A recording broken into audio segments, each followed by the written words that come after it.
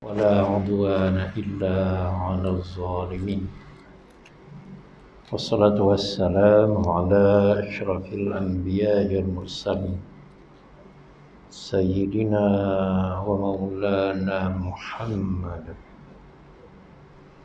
وعلى آله وأصحابه والتابعين لهم بإحسان إلى يوم الدين. Assalamualaikum warahmatullahi taala wabarakatuh. Salah satu daripada asar, yakni cerita yang sampai kepada kita daripada Amirul Mukminin Uthman bin Affan. Qala Amirul Mukminin Uthman bin Affan radhiyallahu anhu, "Lau anna qulubana tahurat ma syabi'na min kalami rabbina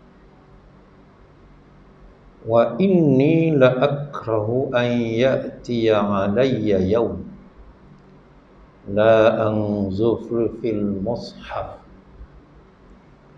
wa ma mata Uthman hatta khuriqa mushafu min kasrati ma kana yudimun nazara fiha." Yang bermaksud, telah berkata Amirul Mukminin Uthman bin Affan radhiyallahu anhu, kalaulah bahawa sesungguhnya hati-hati kita ini suci, nescaya kita tidak pernah akan kenyang daripada kalam Tuhan kita. Maknanya nak tahu hati kita ni bersih ke tak, tengok kita dengan Quran, kata Sayyidina Uthman.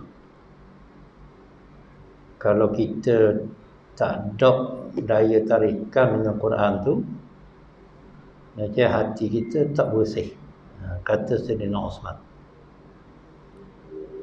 Dan sesungguhnya aku benar-benar aku tidak suka bahawa datang kepadaku satu hari yang aku tidak melihat kepada mushaf, kepada Quran. Dan diriwayatkan tidak mati Uthman, yakni wafat, sehingga cari Quran ni. Daripada banyak ia menilik kepada Quran tu kerana belek sampai cari. Yang kedua, Sayyidina Uthman ni bukan dia baca saja, bahkan dia menangis. Jadi dua kalilah. Jadi malam ni insya-Allah kita ambil satu ayat yang penting dalam kita ambil dari surah At-Takatsur, iaitu peringatan untuk kita sendiri. Kerana pada masa hidup ni kita dapat untuk bersihkan hati kita dalam kesempatan yang ada ni. Kenyataannya ialah pada Al-Quranul Karim. Quran ni pertama, bagi yang boleh baca, bacalah. Bagi yang boleh belajar, belajarlah. Bagi yang tak boleh, walaupun satu hari itu, faqra'u ma tayassara min, bacalah apa yang mudah, yang boleh diingat, yang boleh dihafal. Dan kalau itu pun tak boleh juga, maka dengarlah Quran satu hari itu. Pasang handphone kita sekejap, ikut jilid. Sebab handphone ni setakat saya semak ni, ada dah bukan saja bacaan Quran, tapi ada tafsirnya sekali yang dibaca oleh orang alim berdasar pada satu tafsir. Ada juga yang tafsir. Kita ni ambil ada makna, ada ikut jilid. Hari ni 15 bulan, buka jilid 15. Esok 16 bulan, buka jilid 16. Dengar saja pun tak apa dulu. Makna tu ada. Sekadar boleh. 16 bulan depan lah pula sambung. Sekadar boleh. InsyaAllah. Supaya tak kosong satu hari kita tu, tak ada masa kita tak bertepek dengan Quran. Kerana Sayyidina Osman ni ahli syurga. Kalau dia boleh kata begitu, sedangkan dia ahli syurga, tak patut dia bersungguh dengan Quran tu. Tapi begitu. Dan aku sangat tidak suka kalau satu hari berlalu atas aku ni dengan aku tak tengok masa tu, kata Sayyidina Osman. Lalu orang Saimok bila wafat Sayyidina Osman cari Quran ni. Padahal mushaf kita ni nama mushaf Osmani dah. Jadi dia tu bersungguh dengan Quran. Jadi hari ni insya-Allah hari ni kita tengok ayat dari surah Al-Kafur, ada 8 ayat tapi kita akan ambil 1 dan 2 ayat. Bismillahirrahmanirrahim. Alhaakumut takatsur hatta zurtumul maqabir. Kalla sawfa ta'lamuna thumma kalla sawfa ta'lamun. Kalla law ta'lamuna 'ilmal yaqin latarawunnal jahim thumma latarawunnaha 'ainal yaqin thumma latus'alunna yawma idzin 'anin na'im. Yang bermaksud telah melalaikan kamu oleh membanyakkan sesuatu, sehinggalah kamu ziarah kepada kubur. Ingatlah, nanti kamu semua akan mengetahui. Kemudian sekali lagi, ingatlah nanti kamu semua akan mengetahui. Ingatlah kalau suatu hari nanti kamu mengetahui secara ilmu yakin,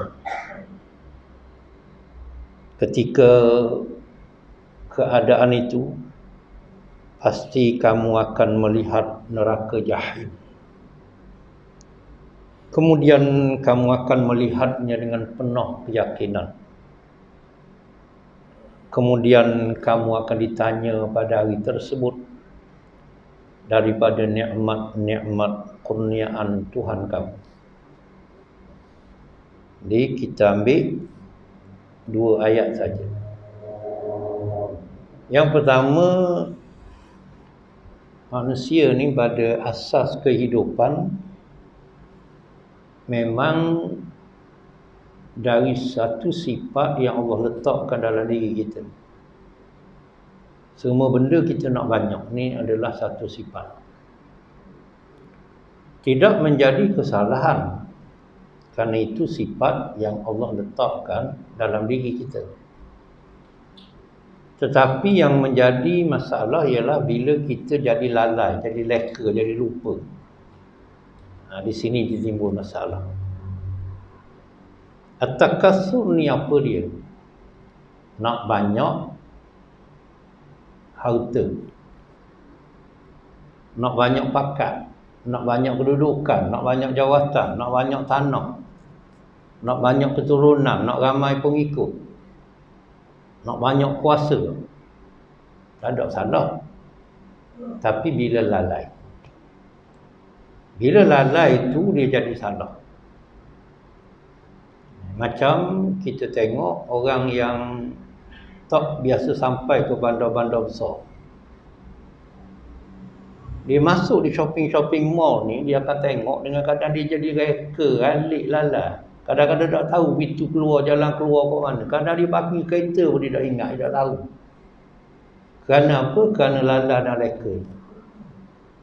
Selagi kita tak lala, selagi kita tak reka, insya-Allah selamat. Tapi bila kita mula lalai, kita mula reka, di situlah kena. Sebab tu para ulama buat bandingan.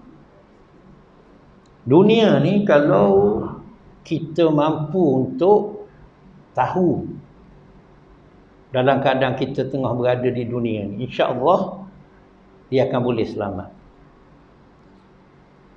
Berapa ramai orang yang tidak selamat bila dia kena racun yang berbisa daripada ular dunia ni. Tapi bagi orang yang tahu bagaimana nak ambil ular tu, dia akan tahu, maka dia akan boleh selamat. Sebab tu kadang-kadang kita tengok semut mati dalam gula bukan pada masa awal.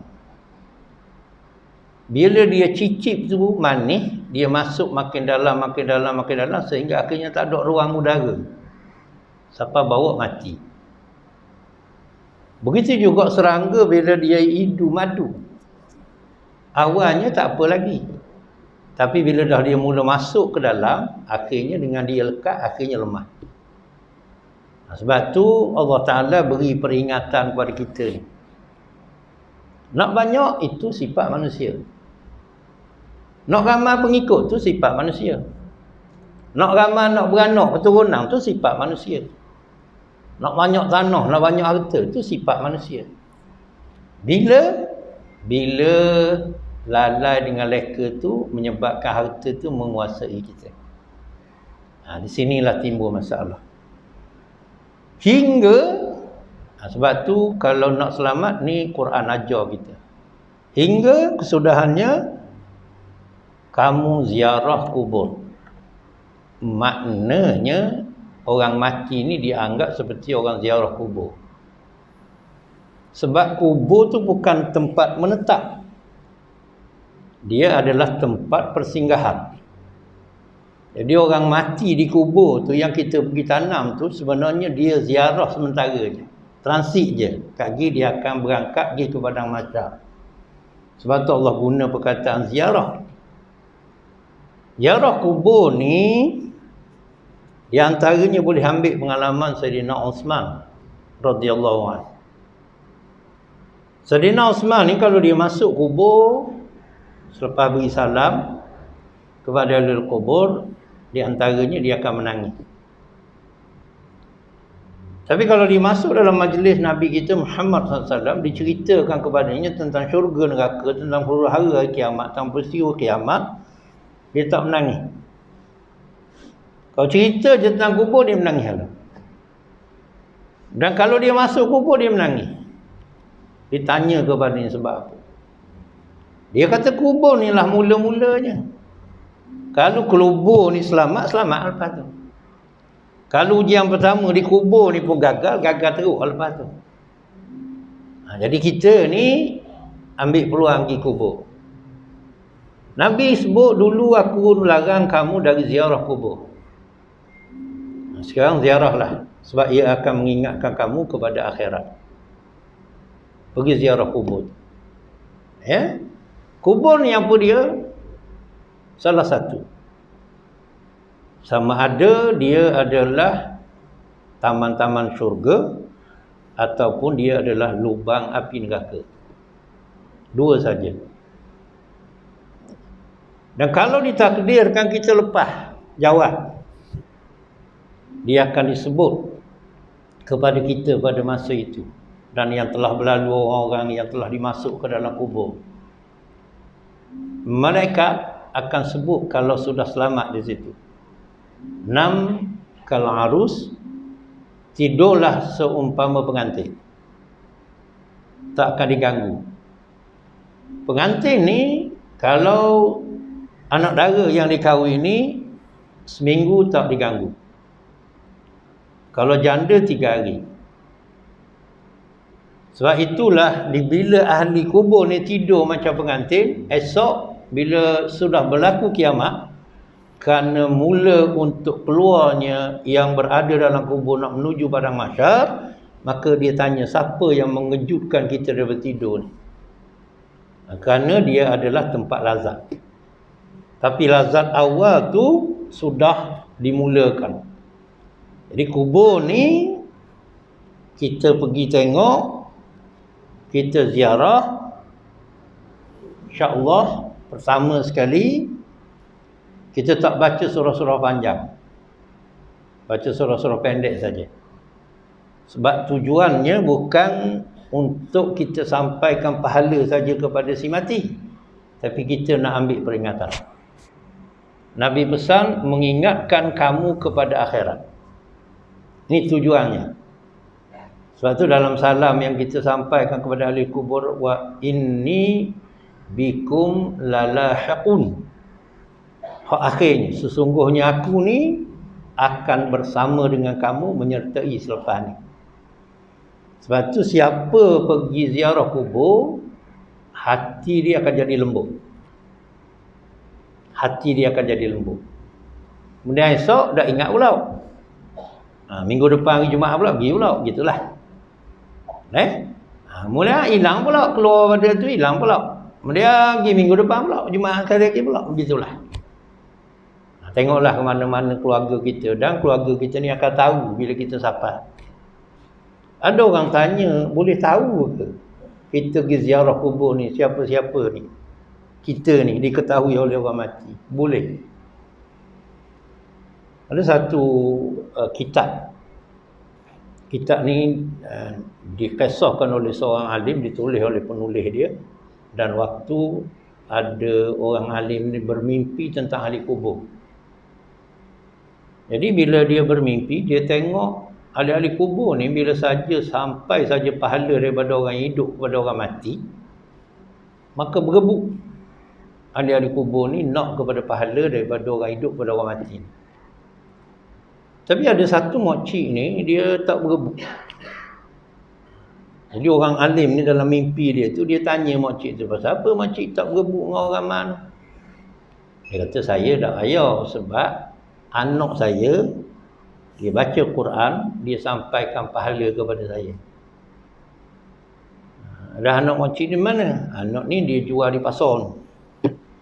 Jadi masa-masa dia kosong, sebelum dia nak balik tu dia baca, dia hantar pahala saya. Saya tak payah berebut lah, cukup dah bagian saya. Dan lama masa pula, makcik ni dimimpi pula oleh orang alim ni, tengok-tengok berebut sama dengan orang marah pula. Jadi orang alim ni pun tanya, apa pula orang ni makcik dulu dah berebut ni, tak tahulah dia kata, sebab apa anak saya tak ada dah atar dah pahala ni. Habis selesai saja sekejap, dia pergi semak di pasar tu, betul anak makcik ni mati dah. Mana siapa? Tapi asalnya kita pergi ambil kubur ni untuk tujuan apa? Mengingatkan kamu kepada akhirat. Sebab tu kalau kita sampai di kubur ni, insya-Allah kita ulang-ulang pergi. Hari ni kita buat untuk orang-orang yang telah mati. Esok waktu kita mati, orang lain pula buat, kita pula. Dan Imam Syafi'i kata, orang-orang mati ni berhajat kepada pahala daripada orang hidup, macam orang lemah berhajat kepada pelampau. Sangat berhajat. Jadi ambil peluang. Mak kita mati dah, ayah kita mati dah. Tujuan kita pergi tu, daripada rumah boleh doa apa, tapi tujuan tu kita ni mengingatkan kita. InsyaAllah. Ziarah kubur tu. Sehingga kamu ziarah kubur. Baik. Apa hubungan dengan kisah Sayyidina Osman ni? Dalam kita baca Quran, dan insya-Allah yang penting dia akan sampai ke kubur kita. Ya. Doa bagi Quran ni, bila kita ambil tumpuan ke Quran ni, dia ada 6 perkara lebih kurang dalam dia. Yang pertama, Allahumma syrah bil Quranil azimi sudurana. Minta lapang dada-dada kita menerima pengajaran Quran. Orang yang kalau hati dia lembut, insya-Allah Quran ni akan jadi pengajaran kepadanya. Sebab tu Nabi pesan, bacalah Quran tu. Sebab di dalamnya ada ilmu orang-orang terdahulu dan ilmu orang-orang kemudian. Baca Quran tu. Walaupun tak faham, baca dulu. Walaupun tak faham. Walaupun tak sempat, baca surah-surah hak kita hafal, hak pendek-pendek, tak apa. Jangan kosong satu hari dengan tak ada. Ataupun tak mampu juga dengar Quran tu. Supaya wa idza quri'al Quran, bila dibacakan Quran, dia ada fastami'u lah, dengar. Dan kita dengar Quran tu kita diam. Apa dia mari? La'allakum turhamun, Allah akan masukkan rahmat ke dalam hati kita. Inilah rahsia Quran ni, sama ada pada bacaannya atau pada hafalan-hafalan yang kita ingat dari surah-surah pendek, atau pada apa yang kita dengar. Cukup. Tapi jangan satu hari tu kosong. Kalau kosong, maknanya hati kita ni, kata Sayyidina Osman, tak bersih. Hati kita ni ada kotor. Jadi nak lapangkan dada hati kita ni, dalam kita sudah selesai, sama ada dengar, sama ada kita baca surah pendek kita ingat hak mudah, ataupun kita baca Quran, atau kita belajar Quran tu, maka minta lapang dada kita. Ini jaminan Allah Subhanahu Wa Taala. Allah akan buka kelapangan bagi orang yang tumpu kepada Quran. Yang kedua yang kita minta, nombor 2, wa'azim bihi ujurana, besarkan dengan sebab Quran ni pahala-pahala kita. Kita buat sikit, tapi kerana pelaburan kita dengan Quran, jadi Allah jadi gandakan, besarkan pahala tu. Apa-apa amal. Apa-apa amal. Jadi besar. Mungkin orang tu RM1 ikut, dengan kita pun RM1 ikut. Tapi kita minta dengan sebab Quran ni, besarkan pahala-pahala kita. Bukan bab Quran saja, semua benda. Dan kadang-kadang esok insya-Allah kita pun tak tahu kita buat benda tu. Kita pun tak tahu sebanyak ni pahala. Tapi kerana Quran tu, hak kita minta, besarkan ya Allah dengan sebab Quran ni pahala-pahala kami. Kita nampak kecil je. Tapi kerana Quran tu dia sebagai ibu, kadang-kadang gandung sedikit je, mari ibu roti dia jadi besar. Ibu Quran ni dia jadi besar amal kita. Kita minta. Sebab tu jangan tinggal. Sayanglah, Quran ni kadang-kadang pada setengah-setengah tempat saya tengok, dia banyak dalam cetakan, banyak pada simpanan rak-rak di surau masjid, tapi tak dibuka. Padahal dia ubat mujarab. Apa ilmu yang kita belajar semua tu, tak ada dah kita baca. Orang yang dapat doktor, dah PhD, dia tak cara dah buku-buku dia tu. Dia tetap sampai daripada zaman dia budak sampai dia nak mati esok Quran tu. Jadi pada semua perkara yang melibatkan pahala, dengan sebab Quran ni minta besar ya Allah pahalanya. Dan wahassim bihi akhlaqana, kita minta supaya akhlak kita jadi baik. Akhlak jadi baik ni ialah kita akan faham Quran. Dalam Quran tu, dengan sebab kita ada Quran ni, menyebabkan akhlak kita jadi baik. Kita minta dengan Allah dengan sebab Quran, maka kita akan faham Quran macam mana kita tengok Nabi kita Muhammad SAW. Aisyah ketika ditanya tentang akhlak Nabi, dia jawab, kana khuluquhul Qur'ana kullah. Akhlak Rasulullah tu Quran semuanya, itulah akhlak. Kalau kita tengok Rasulullah, kita akan tengok Quran yang berjalan. Itu Rasulullah. Jadi insya-Allah kalau kita faham Quran ni, kita akan tahu akhlak daripada Quran dengan sebab apa yang kita faham tu, Allah Taala akan berikan kefahaman kepada kita. Wa wasi' bihi arzaqana, dan lapangkan bagi kita ni rezeki kita. Lepas tu rezeki ni jaminan Allah. Tunggu usaha kita je. Kena dengan usaha, kena dengan ketetapan Allah. Kadang-kadang orang buat kerja sikit boleh banyak. Sebab luah tu ialah pada rezeki tu, kadang-kadang orang kerja kuat. tapi tak kena dengan kehendak Allah. Dia jadi sikit. Letih kerja, boleh sikit. Di antaranya kalau kita nak tahu sebab apa doa tu, ialah duduk dengan Quran tu. Quran. Baik, kita tengok mudah. Cari kita tengok lutut guru kita mengajar Quran tu. Dia tak ada kerja buat kadang-kadang. Quran tu je. Dia mengajar. Kalau kita lanjut lagi dengan ilmu-ilmu hak bercabang tu, kita tengok akhirnya tok guru buka pondok daripada ilmu Quran ni, yang bercabang macam-macam ilmu. Lepas tu sumbernya daripada mana? Kalau dulu masa-masa belum teruk Covid ni lah, kita pergi tok guru tak ada buat umrah. Kita pergi lah macam tok guru tak ada, pasal pergi Mekah. Ambil pitih luar mana? Dah. Sahabat tadilah di antara doanya ialah wasi' luaskan bagi kami dengan sebab Quran ni Allah rezeki kami. Hak saya nak tekankan hak akhir ni. Sebab tu insya-Allah tunggu usaha kita je rezeki ni.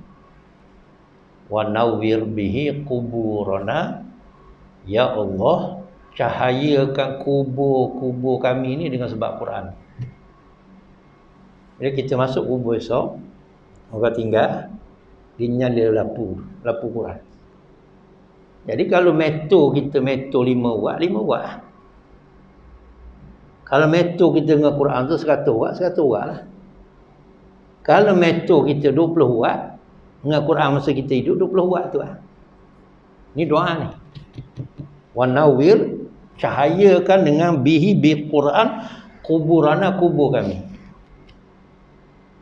Kalau kita nak bercahaya, nak 100 watt, 150 watt, 200 watt. Macam Saidina Osman tadi. InsyaAllah. Dia bagi 3 petua dia.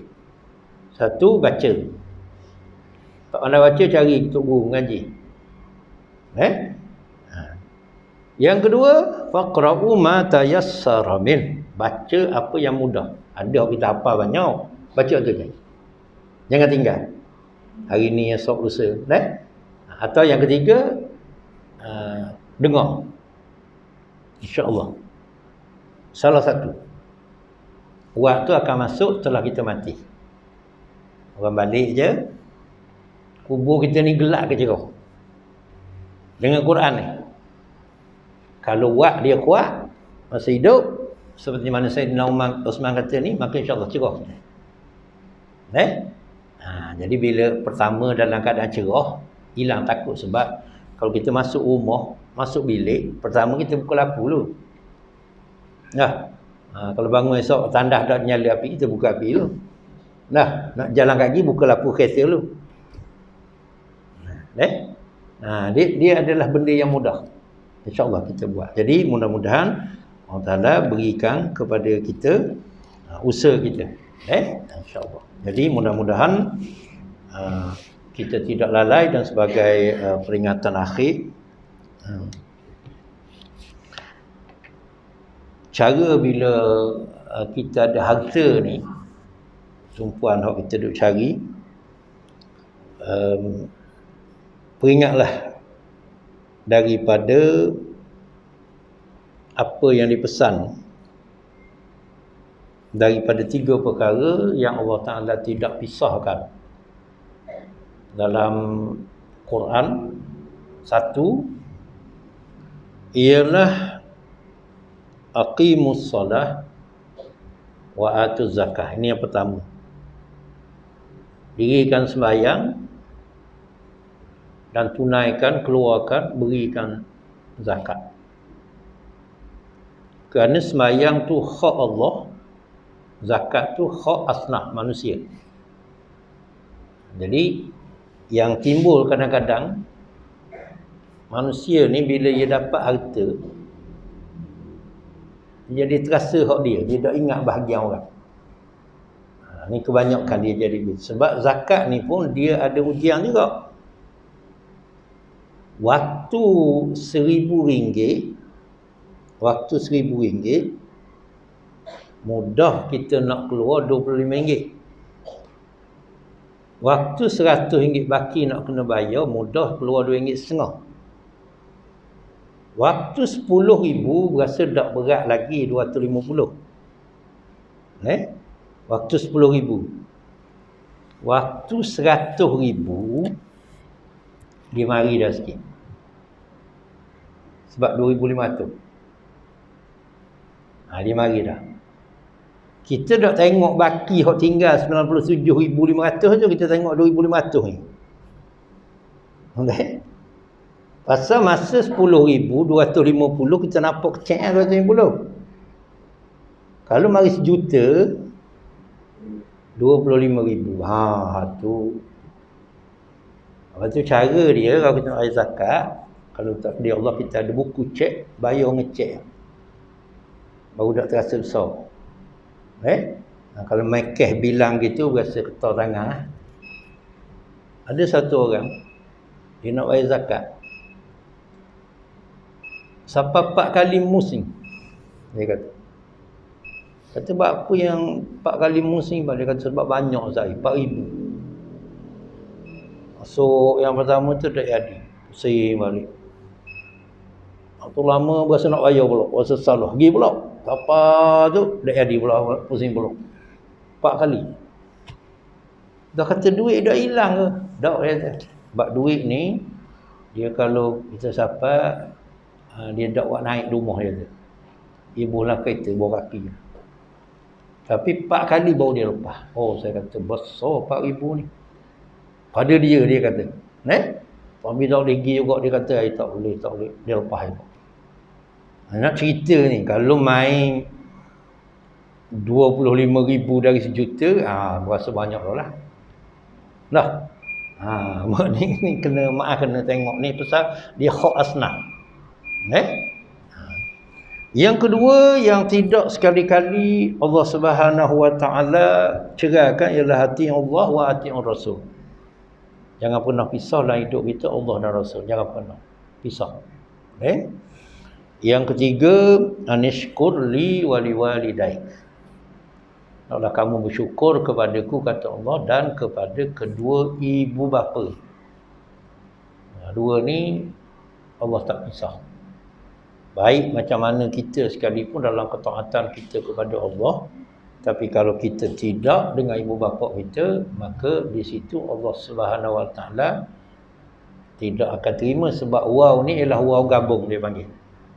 Waw gabung ni maknanya ambil mudah kalau kita baca Quran tu dia akan kulu washrabu. Gabung makan dan dia mesti gabung dengan minum juga. Cukup seorang kata mari makan nasi rumah saya, cukup. Sebab apa? Gabungan dia mesti akan keluarkan air. Kalau dia kata mari makan rumah saya, kita pergi makan. Makan, dia pun tak sedia air. Sebab saya ajak makan je, kata, ni pelik. Dia pelik. Ni gabungan dia panggil, yang dia tak kira tangga. Waw ni, dia panggil dalam bahasa Arab ataf, huruf ataf. Tapi bila kita pakai, dia pakai dalam bentuk gabung. Dia tidak boleh pisah. Kalau ibu bapa kita suruh sesuatu yang bercanggah dengan Allah dan Rasul, barulah kita lawan. Maksud lawan tu ialah kita tak ikut. Tapi kalau sesuatu tidak bercanggah dengan Allah Rasul, kena ikut. Itu makna syukur. Sebagai penutup, insya-Allah ada 5 benda diperingatkan daripada Nabi SAW. Barang siapa mencegah dirinya daripada 5, maka Allah akan cegah daripada dirinya 5 perkara. Yang pertama, barang siapa mencegah daripada keluar zakat daripada hartanya, maka Allah akan menegah hartanya daripada selamat. Boleh jadi binasa, boleh jadi rosak, boleh jadi hilang harta dia. Itu zakat sama masa keluar. InsyaAllah Allah akan jaga harta kita. Ini jaminan Nabi SAW. Yang kedua, barang siapa yang menegah daripada al-usyur, daripada apa yang dikeluarkan daripada bumi. Bila kita dapat harta karun ke, harta terpendam ke, apa saja yang kita dapat dari hasil bumi, 10 kena keluar. Cukailah macam cukai. Jangan cegah. Jangan takut, insya-Allah keluar. Kalau tidak, kalau kita tak keluar, maka Allah Ta'ala akan tegah berkat daripada usahanya. Bukan waktu saja, berkat lain pun akan makan juga. Ramai orang dia tengok waktu je dan apa dah dimakan gok lain. Bila kita cegah. Yang ketiga, barang siapa yang menegah sedekah, nescaya Allah akan tegah dia daripada kesembuhan. Ada kalau penyakit, sedekahlah walaupun sikit. Sedekah niat. Sebab tu bila ni banyak kali dah saya urang, saya nak urang sekali lagi. Mudah je. Mudah je. Wa yas'alunaka madza yunfiqun. Mereka sahabat tanya apa nak infak. Nabi tak jawab, Allah jawab. Waktu turun Jibril pagi tu, qulil la'af, katakan yang lebih. Ini biasa sangat kita. Seperti makan kedai kopi, tapi Allah RM2.80, ada RM2 tabung bubuk. Kadang-kadang kita nak isi minyak. Tabung ada berapa tau? Ada 2. Buh minyak RM48. RM2 tu masuk tabung RM1. Tak ada rugi pun. Dah. Sebab RM2 tu boleh jadi minyak kita bagi. Kita tak isi sampai minyak tu kering. Jelas dah. Biasa ada lagi dalam tu. Jadi RM2 tu kita takdir. Buat je. Ini kita beramal dengan ayat Quran. Katakan yang lebih. Jadi kalau boleh kita buat tabung serumah. Hari ini lebih bayar api, bubuh dah. Lebih bayar air. Esok, takdir Allah mari subuh surga, bubuh dah tabung tu. Sedekah subuh ni lah yang akan dapat. Mereka tunggu dah 2. Ya Allah, mana yang infak hari ni kau tambah kepada kita. Selamatkan diri dia. Mana yang kedeku, ya Allah kau binasakan. Kita pandang RM2 RM1 gitu je kadang-kadang. Tapi dia tiap-tiap hari. Sekali kita amal, dia dapat pahala kerana beramal dengan ayat. Baki yang lebih daripada hak kita belanja. Yang kedua, niat sama. Dawus mardakum bis sadaqah, kata Nabi. Obati orang sakit kamu dengan sedekah. Kalau kita makan obat lah. Kalau ni hak secara rohani kita. Ubati. Jaga harta kamu dengan sedekah. Ni jamin Nabi. Jaga diri kamu dengan sedekah. Sebab tu Yusuf Qaradawi dia pesan, apa pun jangan lupa sedekah. Ya tadi. Tak kira apa pun, sedekah aja. InsyaAllah tiap-tiap sedekah niat. Ya Allah sampaikan pahala kepada 2 ibu bapa aku. Ya Allah sampaikan. Lepas tu kita hak keluar boleh pahala kita sebab modal kita. Pahala hak Allah hantarlah tu. Dah. Sebab Allah bila dia punya kaedah pengiraan dia tak sama macam kita. Kita kalau ada RM3 bagi 3 orang RM1 seorang. Allah kalau kita ada RM3 bagi 3 RM3 belaka. Dia beza tu. Jadilah kita yang tukang keluar, niat kita, tu duit kita boleh kita tu. Pahala serah Allah lah. Ataulah ke ibu bapa kita, mak saudara kita, pak saudara kita. Tapi kata Syekh Yusuf Qaradawi, apa pun kata kamu, jangan lupa sedekah. Apa pun. Sikit banyak sebab. Yang pentingnya insya-Allah selamat. Jadi kesihatan akan diberi oleh Allah. Ni musim-musim kita ada Covid ni apa ni lagilah.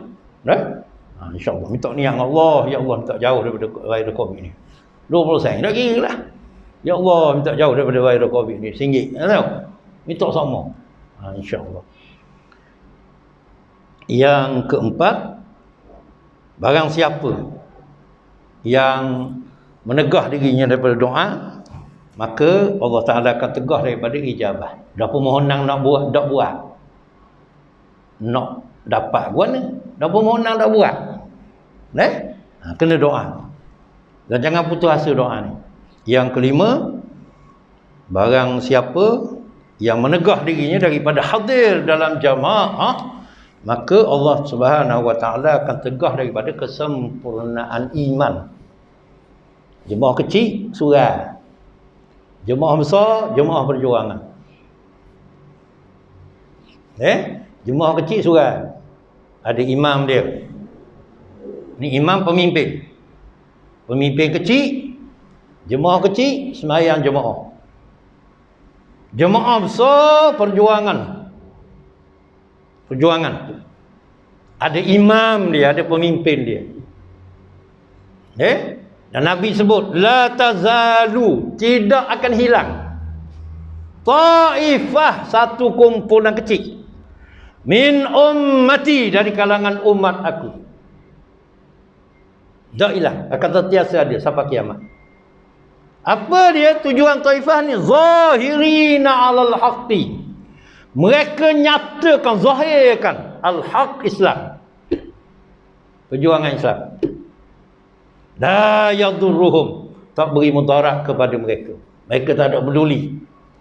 Man khalafahum, siapa pun yang nak bercanggah dengan mereka. Hatta ya'tiya amrullah, sehinggalah datang perintah Allah, urusan Allah. Sama ada imman nasru, mereka menang, wa imma syahadah, ataupun mereka mati dalam kesaksian mempertahankan agama Allah Subhanahu Wa Taala. Mus'ab bin Umair, mak dia sampai buat macam-macam tahu orang ke dia ketika dia ikut Nabi SAW. Dia ni wangian Kota Mekah. Mak dia bukan main, beri macam-macam, tapi dia jadi pengikut Nabi kita Muhammad SAW. Mak dia tarik peruntukan. Doakan juga. Mak dia pun jatuh sakit, doakan pula. Mus'ab dipanggil. Mus'ab kata, mak, dosa kata mak ada satu nyawa. Mak ada 100 nyawa.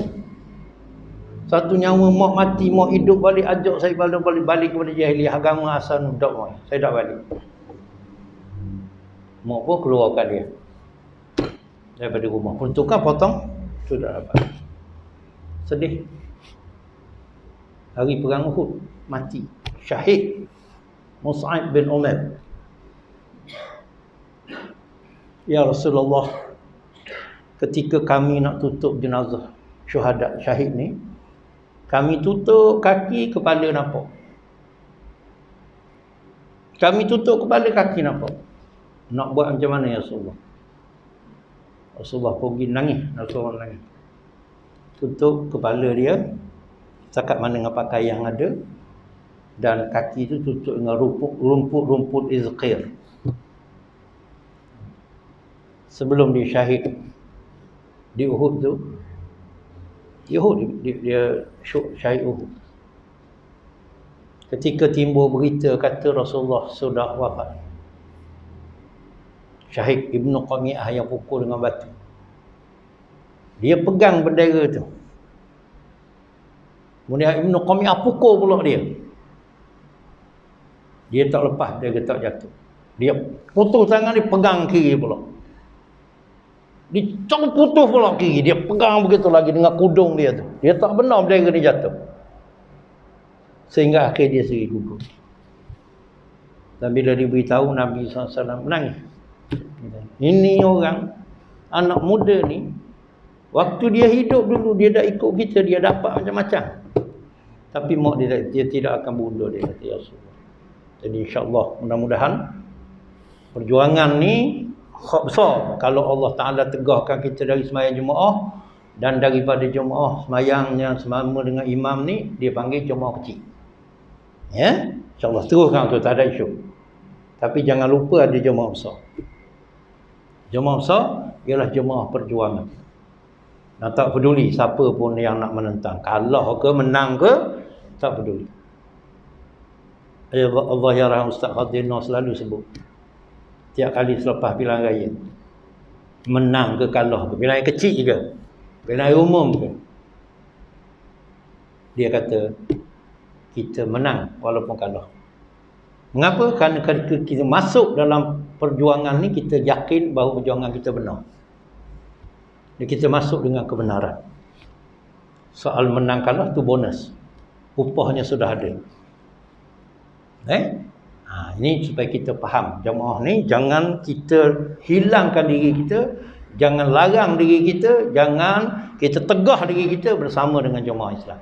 InsyaAllah kita boleh mencapai apa yang dijanjikan oleh Nabi SAW. Sama ada kita boleh tengok kemenangan tu, ataupun kita tak sempat, tapi saksi. Macam Mus'ab bin Umair ni, dia saksi bahawa dia mati dengan menegakkan perjuangan pada jalan Allah Subhanahu Wa Taala. Begitulah kita dalam suasana damai, cara damai. Bukan masalah suasana perang. Jadi ambil suasana damai. Suasana damai, selagi ada pilih, maka dipilih. Tengah-tengah perang. Tengah-tengah perang tu Quran tu. Wa in janahu lis-salm Tengah-tengah perang, mereka tawarkan perdamaian. Tengah perang ni, fajnah laha, maka ambil perdamaian. Selagi boleh elok, maka ambil perdamaian. Jangan cari musuh. Tapi tetap dengan perjuangan tu, supaya jangan sekali-kali mundur daripada perjuangan untuk menegakkan agama Allah SWT bersama dengan jemaah. InsyaAllah Allah Ta'ala akan beri kekuatan kepada kita. Bismillahirrahmanirrahim. Alhamdulillahirrabbilalamin. Wassalatu wassalamu ala Sayyidina Muhammad wa ala alihi wa sahbihi ajma'in. Allahumma salli ala Sayyidina Muhammad wa ala ali Sayyidina Muhammad. Ya Allah, salawatkanlah kepada Nabi kami Muhammad SAW dan ucapkan salam kepadanya. Allahumma rzuqna fid dunya ziyaratah wa fil akhirati syafa'atah wa fil jannati ru'yatah wa murafaqatah.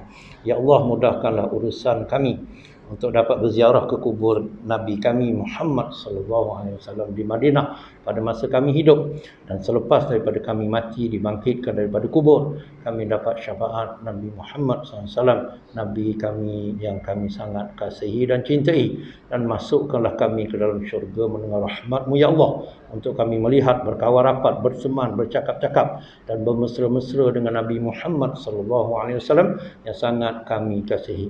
Ya Rabbana atina fid dunya hasanah wa fil akhirati hasanatan wa qina azabannar. Ya Allah, kurniakanlah kepada kami kebaikan dan kebahagiaan hidup di dunia, dan kurniakanlah kepada kami kebaikan dan kebahagiaan hidup di akhirat, dan jauhkanlah serta hindarkanlah daripada diri-diri kami sendiri dan kaum keluarga kami serta zuriat keturunan kami daripada azab api neraka, dan masukkan kami dan keluarga kami serta zuriat keturunan kami ke dalam syurga-Mu dengan rahmat-Mu ya Allah, untuk kami bersama di dalam syurga dengan rahmat-Mu. Amin ya rabbal alamin. Dan bersama dengan Nabi kami Muhammad SAW yang sangat kami kasihi dan sayangi. Wassallallahu ala khairi khalqihi sayyidina wa maulana Muhammad wa ala alihi wa sahbihi wasallam. Walhamdulillahi rabbil alamin.